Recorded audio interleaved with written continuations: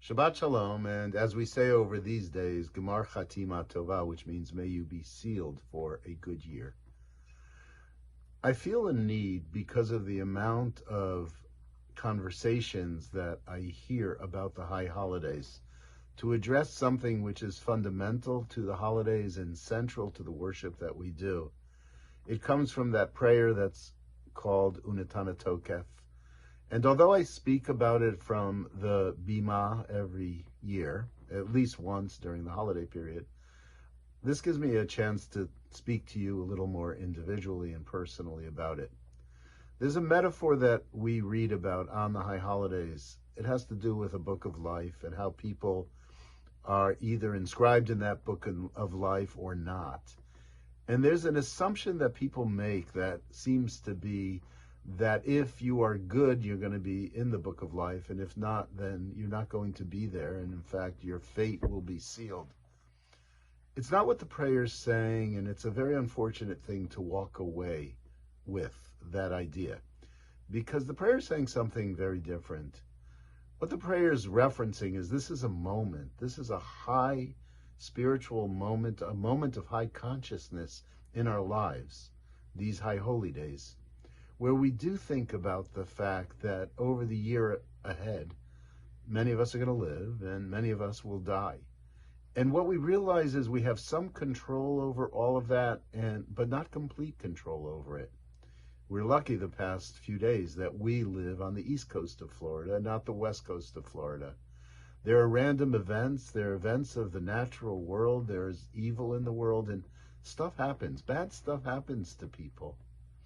And so what the prayer is saying is that we recognize that we don't have full control. We recognize that the world is a place that leaves us very vulnerable. We recognize the fact that we can get sick or we can die.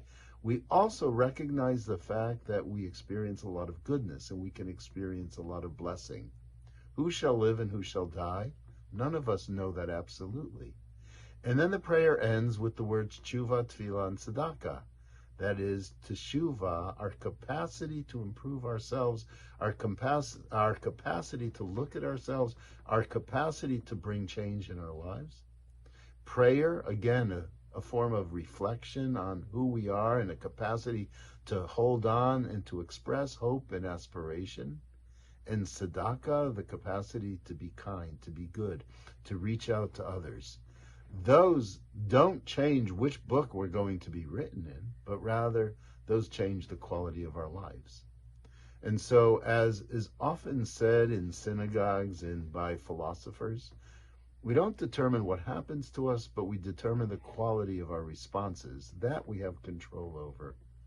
So on these days, we look towards that. We look towards ourselves and we look to God. We turn in prayer, hoping that our lives will be good and blessed during the year ahead. But we also recognize that it may not be that way. So what kind of lives do we want to live when we are here? The beauty of the high holy days is that it brings to our consciousness a realization of our vulnerability and our mortality. And then, rather than making us feel depressed about that, enabling us to have the responses whereby we say, life is so valuable, that I love this life that I have been given, or I love what the people around me bring to me, or I love my community, and I realize what's really important here. And so I hope that your goodness and the goodness you experience will be one that will bring you to a book of life and enable you to live the year ahead with a sense of strength and a sense of optimism. Take care of yourselves. May you be inscribed for a good year. Gemar Chatima Tova, Shabbat Shalom.